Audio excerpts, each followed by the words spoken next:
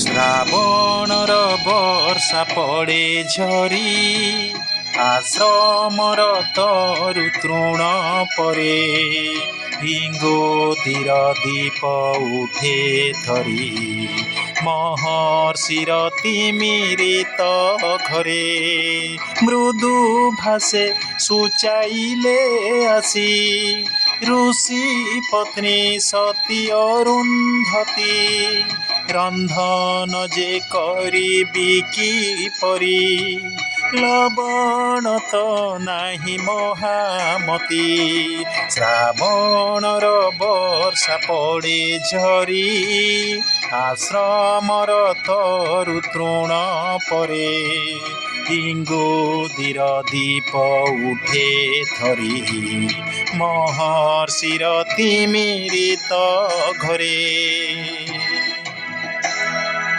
ଶୁଭ ସକାଳ ପିଲାମାନେ। ଆଜି ଆମେ ଅଷ୍ଟମ ଶ୍ରେଣୀ ସାହିତ୍ୟିକା ବହିର ବଶିଷ୍ଠ ଓ ବିଶ୍ୱାମିତ୍ର କବିତା ବିଷୟରେ ପଢ଼ିବା। ପ୍ରଥମେ କବି ପରିଚୟ। ଏହି କବିତାର କବି ହେଉଛନ୍ତି ଅନନ୍ତ ପଟ୍ଟନାୟକ।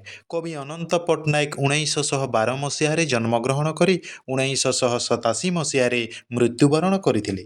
ଓଡ଼ିଆ ପ୍ରଗତିଶୀଳ ସାହିତ୍ୟର ଜଣେ ସାମ୍ୟ ଶାନ୍ତି ସଂଗ୍ରାମର ସୈନିକ ଥିଲେ କବି ଅନନ୍ତ ପଟ୍ଟନାୟକ। ଶ୍ରେଣୀ ଶୋଷଣହୀନ ସମାଜ ପ୍ରତିଷ୍ଠା ତାଙ୍କର ଏକାନ୍ତ କାମନା ଥିଲା। ଅନ୍ଧବିଶ୍ୱାସର କୁପରିଣାମକୁ ବୈଜ୍ଞାନିକ ଦୃଷ୍ଟିକୋଣ ନେଇ ସୂଚେଇ ଦେବା ତାଙ୍କର ବାସନା ଥିଲା।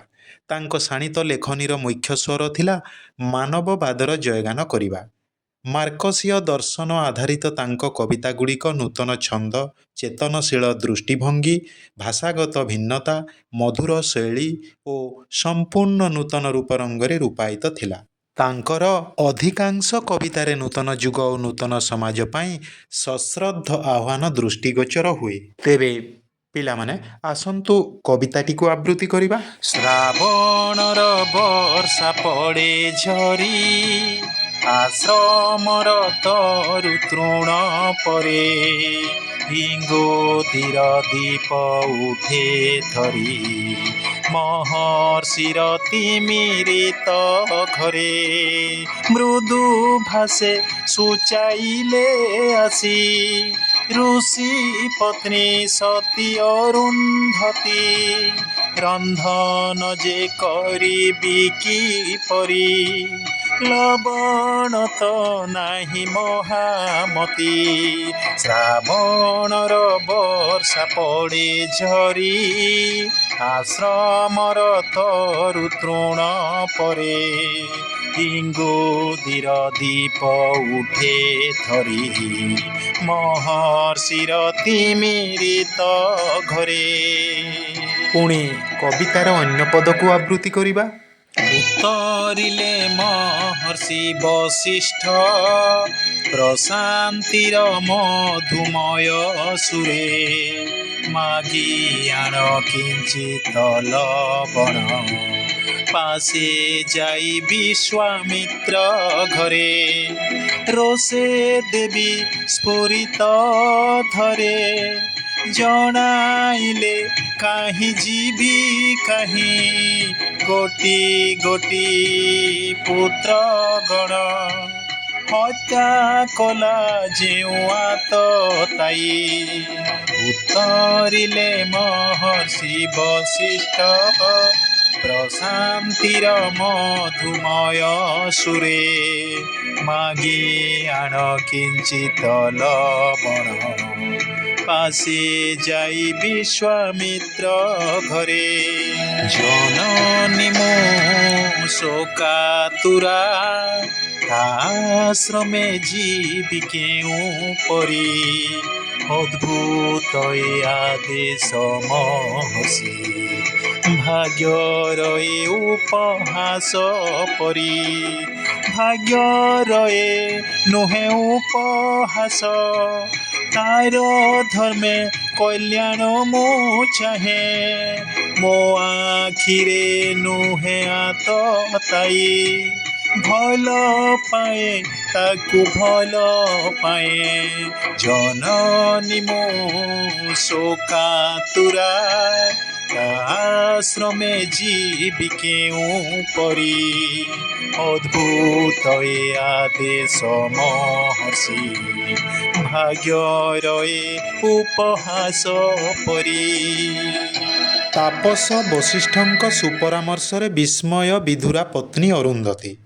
ଶ୍ରାବଣୀ ପରିବେଶର ଏକ ବର୍ଷଣ ମୁଖର ରାତ୍ରି। ତାପସ ବଶିଷ୍ଠଙ୍କ ଆଶ୍ରମ। ଆଶ୍ରମର ତରୁତୃଣ ବର୍ଷାସ୍ନାତ। ପୋଲାଙ୍ଗ ତୈଳର ସ୍ତିମିତ ଦୀପଶିଖା ତିମିରିତ ଆଶ୍ରମକୁ ଆଲୋକିତ କରୁଥାଏ। ଶାନ୍ତ ଅବିଚଳିତ ଭାବେ ଉପବେଶନ କରିଥାନ୍ତି ମହର୍ଷି ବଶିଷ୍ଠ। ସେଠାରେ ପତ୍ନୀ ଅରୁନ୍ଧତୀ ଉପସ୍ଥିତ ହେଲେ। ଲବଣ ବିନା ବ୍ୟଞ୍ଜନ ପ୍ରସ୍ତୁତିରେ ନିଜର ଅକ୍ଷମତା ପ୍ରକାଶ କଲେ। ପ୍ରଶାନ୍ତ ମଧୁମୟ କଣ୍ଠରେ ଋଷିବର ପତ୍ନୀଙ୍କୁ ତାଙ୍କ ଆଶ୍ରମ ନିକଟସ୍ଥ ଋଷି ବିଶ୍ୱାମିତ୍ରଙ୍କ ଆଶ୍ରମରୁ କିଛି ଲବଣ ଧାର ଆଣିବାକୁ ସୁପରାମର୍ଶ ଦେଲେ। ବଶିଷ୍ଠଙ୍କର ଏହି ବିଚିତ୍ର ଅଦ୍ଭୁତ ଆଦେଶରେ ବିସ୍ମୟ ବିମୂଢ଼ା ହୋଇଗଲେ ଅରୁନ୍ଧତୀ। କାରଣ ତାଙ୍କ ପାଇଁ ବିଶ୍ୱାମିତ୍ର ଆତତାୟୀ ଥିଲେ। ବିଶ୍ୱାମିତ୍ର ସେମାନଙ୍କ ପୁତ୍ରଗଣଙ୍କୁ ଗୋଟି ଗୋଟି କରି ହତ୍ୟା କରିଥିଲେ। ତେଣୁ ଅବିଚଳିତ ସ୍ୱାମୀଙ୍କର ଅପୂର୍ବ ମନ୍ତବ୍ୟରେ ଶୋକାତୁରା ପତ୍ନୀଙ୍କର ଭ୍ରୂକୁଞ୍ଚନ ସୃଷ୍ଟି ହେଲା। ନିଜ ସ୍ୱାମୀ ଦେବତାଙ୍କ ଦ୍ୱାରା ସେ ଉପହସିତ ହେଉଛନ୍ତି ବୋଲି ଭାବିଲେ। ଏବେ ପରବର୍ତ୍ତୀ ପଦକୁ ଆବୃତ୍ତି କରିବା। ଭଲ ପାଅ ଯଦି ଡାକିଥିଲେ ମହର୍ଷି ତାହାରେ ଜୀବନ ଏ ରକ୍ତେ ଅରୁଣିତ ନୋହିଥାନ୍ତାର୍ଥ ହାହାକାରେ। ମହର୍ଷି ମୁଁ ଡାକି ନାହିଁ ତାକୁ ପ୍ରାଣେ ପ୍ରାଣେ ଭଲ ପାଏ ବୋଲି ଜଣାଇଲେ ସଧୀରେ ବଶିଷ୍ଠ ଶ୍ମଶ୍ରୁତଳୁ ସ୍ମିତ ରେଖା ତୋଳି। ଭଲ ପାଅ ଯଦି ଡାକିଥିଲେ ମହର୍ଷି ତାହାରେ ଜୀବନ ଏ ରକ୍ତେ ଅରୁଣିତ ନୋହିଥାନ୍ତାର୍ଥ ହାହାକାରେ। ପୁତ୍ରହନ୍ତା ହେଲେ ବି ବିଶ୍ୱାମିତ୍ର ବଶିଷ୍ଠଙ୍କର ଅତି ଆଦରର। ପତ୍ନୀ ଅରୁନ୍ଧତୀଙ୍କ ଅଭିଯୋଗ ଶୁଣି ମହାମୁନି ବଶିଷ୍ଠଙ୍କ ଅବିଚଳିତ ବଦନମଣ୍ଡଳରେ ସ୍ମିତ ହାସ୍ୟରେଖା ଖେଳିଗଲା। ପତ୍ନୀଙ୍କୁ ସେ ହୃଦ୍ବୋଧ କରାଇଲେ ଯେ ସେ ବିଶ୍ୱାମିତ୍ରଙ୍କୁ ବହୁତ ଭଲ ପାଆନ୍ତି ବୋଲି ଏହି ନିର୍ଦ୍ଦେଶ ଦେଇଛନ୍ତି। ଏଥର ବି ପ୍ରତିବାଦ କଲେ ଅରୁନ୍ଧତୀ। କାରଣ ପ୍ରକୃତରେ ଯଦି ବିଶ୍ୱାମିତ୍ର ସ୍ୱାମୀଙ୍କର ଅତି ପ୍ରିୟ ତେବେ ଥରେ ମାତ୍ର ତାଙ୍କୁ ମହର୍ଷି ବୋଲି ବଶିଷ୍ଠ ସମ୍ବୋଧନ କରିଥିଲେ ସେ ଆଜି ସନ୍ତାନହରା ହୋଇନଥାନ୍ତେ। ସେମାନଙ୍କର ପରିବାରରେ ରକ୍ତରଞ୍ଜିତ ଇତିହାସ ଲେଖିବାକୁ ଉଗ୍ରତପା ବିଶ୍ୱାମିତ୍ର ଅଗ୍ରସର ହୋଇନଥାନ୍ତେ। ଏଥର ମଧ୍ୟ ପୂର୍ବ ପରି ସହାସ୍ୟ ବଦନରେ ନମ୍ର ନିର୍ବିକାର କଣ୍ଠରେ ମହାତପା ବିଶ୍ୱାମିତ୍ରଙ୍କ କଲ୍ୟାଣ ଉଦ୍ଦେଶ୍ୟରେ ତାଙ୍କୁ ମହର୍ଷି ସମ୍ବୋଧନ କରିନଥିଲେ ବୋଲି କହିଲେ। ଏବେ ପୁଣି ପରବର୍ତ୍ତୀ ପଦକୁ ଆବୃତ୍ତି କରିବା। ଭଲ ପାଏ ଯେଣୁ ମହର୍ଷିର ମୁଖେ ଥାଉ ବାଣୀ ବାତ୍ୟାନିକି ଶାଳ ବୃକ୍ଷ କାହୁଁ ପଦ ପ୍ରାନ୍ତେ ପିଟି ଦେଲାଣି। ଅରୁନ୍ଧତୀ ପଡ଼ିଲେ ଚମକି ନୀଳେ ପକ୍ଷୀ ଉଠିଲେ ଚିତ୍କାରି ଇଙ୍ଗୁଦିର ତୈଳ ଦୀପ ଶିଖା ଅନ୍ଧକାର ନାସିଲା ଫୁତ୍କାରି। ଭଲ ପାଏ ଯେଣୁ ମହର୍ଷିର ମୁଖେ ଥାଉ ବାଣୀ ବାତ୍ୟାନିକି ଶାଳ ବୃକ୍ଷ କାହୁଁ ପଦ ପ୍ରାନ୍ତେ ପିଟି ଦେଲାଣି। କ୍ରୁଦ୍ଧ ବିଶ୍ୱାମିତ୍ର ଅନୁତାପା ନଳରେ ଜଳିଗଲେ।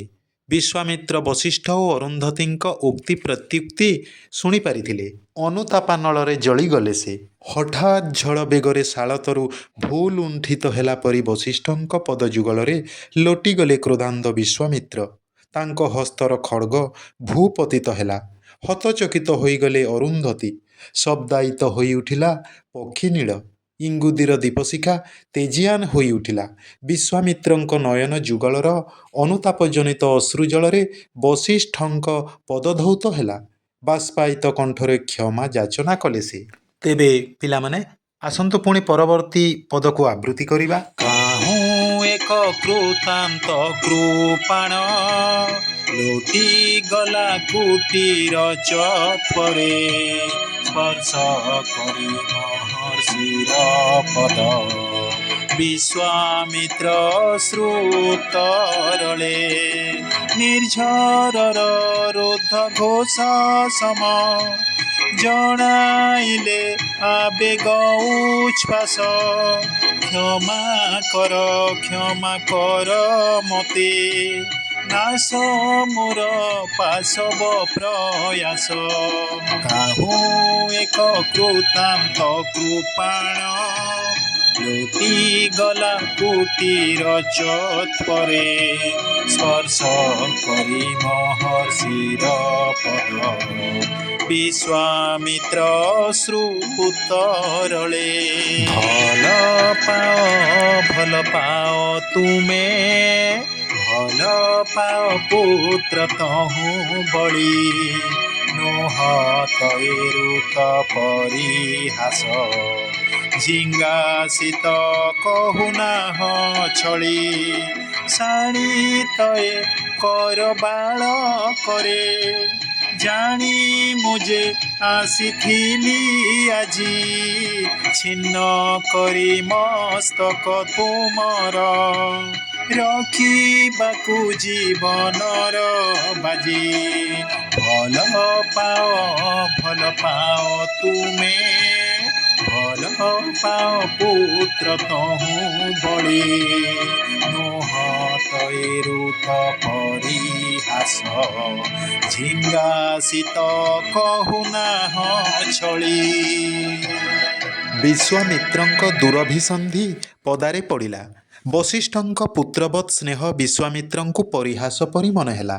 ମନ୍ଦ ଉଦ୍ଦେଶ୍ୟ ପ୍ରଣୋଦିତ ହୋଇ ସେ ମହର୍ଷିଙ୍କ ଆଶ୍ରମକୁ ଆସିଥିଲେ। ତାଙ୍କ ସ୍ୱହସ୍ତର କରବାଳ ଆଜି ବଶିଷ୍ଠଙ୍କର ମସ୍ତକ ଛିନ୍ନ କରିଥାନ୍ତା। ଜୀବନର ବାଜି ଆଜି ତାଙ୍କର ସଫଳ ହୋଇଥାନ୍ତା।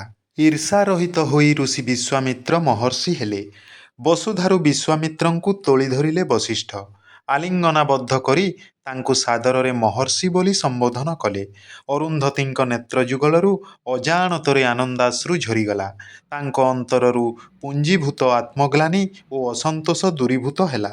ତାଙ୍କ ସ୍ୱାମୀ ଦେବତାଙ୍କର ମହୀୟାନ ହୃଦୟର ସ୍ୱର୍ଗୀୟ ଦିବ୍ୟ ଭାବାନ୍ତର ତାଙ୍କର ହୃଦ୍ବୋଧ ହେଲା। ତେବେ ପିଲାମାନେ ଆସନ୍ତୁ ପୁଣି ପରବର୍ତ୍ତୀ ବା ଶେଷ ପଦକୁ ଆବୃତ୍ତି କରିବା। ବିଶ୍ୱାମିତ୍ରେ ତୋଳି ଭୂମି ତଳୁ ସତେ ଅବା ଅମୃତ ବରଷି ସ୍ନେହ ଭରେ କହିଲେ ବଶିଷ୍ଠ ଉଠ ଏବେ ଉଠ ହେ ମହର୍ଷି ଅରୁନ୍ଧତୀ ନେତୃ ଅଜାଣତେ ଶ୍ରାବଣର ବର୍ଷା ଗଲା ଝରି ମହୀୟାନ ଦେବତାରେ ଭଲା ଜାଣିଥାନ୍ତି ମୁଇଁ କେଉଁ ପରି ବିଶ୍ୱାମିତ୍ରେ ତୋଳି ଭୂମି ତଳୁ ସତେ ଅବା ଅମୃତ ବରଷି ସ୍ନେହ ଭରେ କହିଲେ ବଶିଷ୍ଠ ଉଠ ଏବେ ଉଠ ହେ ମହର୍ଷି। ସୁତରାଂ ବର୍ତ୍ତମାନ ବିଶ୍ୱାମିତ୍ର ଅହଙ୍କାର ପ୍ରତିହିଂସା ଓ କ୍ରୋଧାଦି ପଶୁ ପ୍ରବୃତ୍ତିରୁ ନିଷ୍କୃତି ଲାଭ କରି ନିଜ ହୃଦୟକୁ ଅନାବିଳ କରିପାରିଥିବାରୁ ସେ ମହର୍ଷି ପଦବାଚ୍ୟ ହୋଇଗଲେ। ପୂର୍ବରୁ ସେ ମହର୍ଷିର ନିଜସ୍ୱ ଗୁଣରେ ବିଭୂଷିତ ହୋଇନଥିବାରୁ ବିଶ୍ୱାମିତ୍ରଙ୍କୁ ମହର୍ଷି ସମ୍ବୋଧନ କରିବା ପାଇଁ ବଶିଷ୍ଠ ବିଳମ୍ବ କରିଥିଲେ। ବାସ୍ତବରେ ବଶିଷ୍ଠଙ୍କର ଧୈର୍ଯ୍ୟ ଉଦାର ମାନବିକ ଭାବ ଓ କ୍ଷମାଶୀଳତାକୁ କବି ସୁନ୍ଦର ଭାବରେ ପ୍ରକାଶ କରି ତାଙ୍କ ଚରିତ୍ରର ମହତ୍ତ୍ୱ ପ୍ରତିପାଦନ କରିଛନ୍ତି। ତେବେ ପିଲାମାନେ ଆଜି ତ ସମୟ ହୋଇଯାଇଛି। ପୁଣି ପରବର୍ତ୍ତୀ ଶିକ୍ଷଣ କାର୍ଯ୍ୟରେ ଆହୁରି ଅଧିକ ଜାଣିବା। ତୁମେମାନେ ଆମର ଶିକ୍ଷଣ କାର୍ଯ୍ୟ ଦେଖୁଥିବାରୁ ତୁମମାନଙ୍କୁ ବହୁତ ବହୁତ ଧନ୍ୟବାଦ।